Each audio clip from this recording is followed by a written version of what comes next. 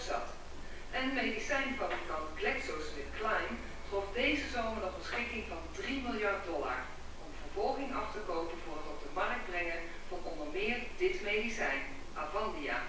De gevolgen daarvan waren dat mensen voortijdig een uitgebruik kregen of zelfs voortijdig overleden. Hoeveel doden zijn er in geval? Wereldwijd 47.000. Lopen deze nieuwe medicijnen datzelfde risico als toen met Avandia?